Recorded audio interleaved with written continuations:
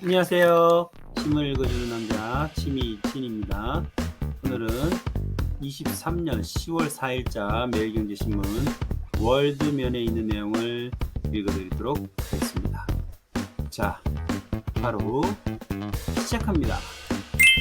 제목은 키이우에서 첫 EU 외교장관 회의, 내년 우크라이나에 7조 원대 지원입니다. 팩트로는 예산 갈등, 미국 빈자리 채우려, 23개국 외교장관 우크라 찾아, 내년에도 꾸준한 지원 약속, 미일 유럽 정상영상회의 추진, 우크라 지원, 러 제재 논의입니다. 유럽연합 EU 외교장관들이 우크라이나 수도 키이우에서 회의를 열고 우크라이나 지원을 이어가겠다는 의지를 재확인했다. EU는 우크라이나에 내년 최대 50억 유로 약 7조 1,200억 원 규모 군사 지원을 하는 패키지를 제안했으며 연내 EU에서 관련 합의를 이끌어낼 계획이다. 이런트 시간 가디언 등에 따르면 이날 키이우에서 열린 EU 외교장관 회의에는 27개 EU 회원국 중 23개국 장관이 참석했다. EU 외교장관들이 EU 국경 밖에서 회의를 연 것은 UN 본부 회의를 제외하면 이번이 처음이다. 미국 의회가 셧다운 업무 정지를 피하기 위해 우크라이나 지원 항목을 제외한 임시 예산안을 통과시켜 혼란스러운 가운데 개최된 이번 회의에서 볼로디미르 젤렌스키 우크라이나 대통령은 서방의 단결을 호소했다. 주제프 보렐 EU 외교안보정책 고위 대표는 드미트로 쿨레바 우크라이나 외교장관과 회담한 후 이번 회의는 EU가 우크라이나를 모든 차원에서 지속적으로 지원할 것이라는 명확한 약속으로 이해돼야 한다고 말했다.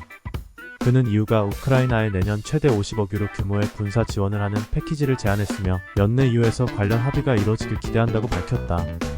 EU 국가는 4만 명의 우크라이나 군인을 훈련하고 전투기 조종사에게는 특별 훈련을 제공한다. EU와 우크라이나 방산업체 간 협력도 강화한다.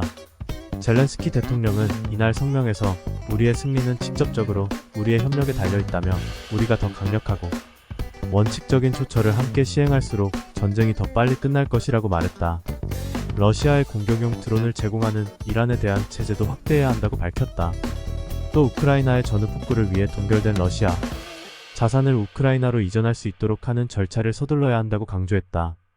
EU의 지속적인 군사 지원 약속은 미국 상하원이 셧다운 사태를 피하기 위해 우크라이나 지원 예산인 240억 달러를 제외한 45일짜리 임시 예산안을 처리하며 야기된 혼란을 어느 정도 잠재울 것이라고 외신은 분석했다. 미국은 유럽, 일본 정상과도 우크라이나 지원 방안을 논의하고 있는 것으로 알려졌다. 3일 일본게이자의 신문 니케이는 조 바이든 미국 대통령이 유럽과 일본 등 각국 정상과 온라인으로 긴급 정상회의를 열고 우크라이나에 대한 군사 지원 방안을 논의할 것이라고 보도했다. 미국과 유럽, 일본 정상은 러시아를 향한 추가 제재에도 협의할 것으로 보인다. 앞서 바이든 대통령은 작년 9월 주요 7개국 G7 정상, 폴란드 루마니아 대통령, 북대서양 조약기구 NATO 나토 사무총장, EU 대표 등과 영상회의를 열어 러시아의 우크라이나 침공과 러시아의 에너지 무기화 대책을 논의한 바 있다.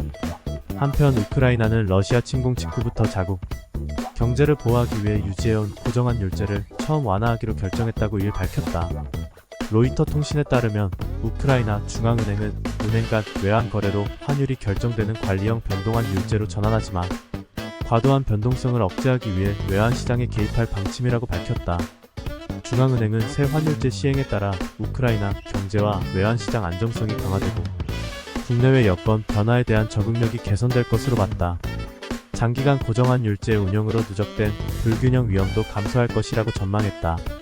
안드리 피시니 우크라이나 중앙은행 총재는 전쟁 격화 속에 환율을 크게 조정한 작년 7월과 비교할 때 상황이 매우 다르다며 이번 조치로 우리가 상당히 강해질 것이라고 설명했다.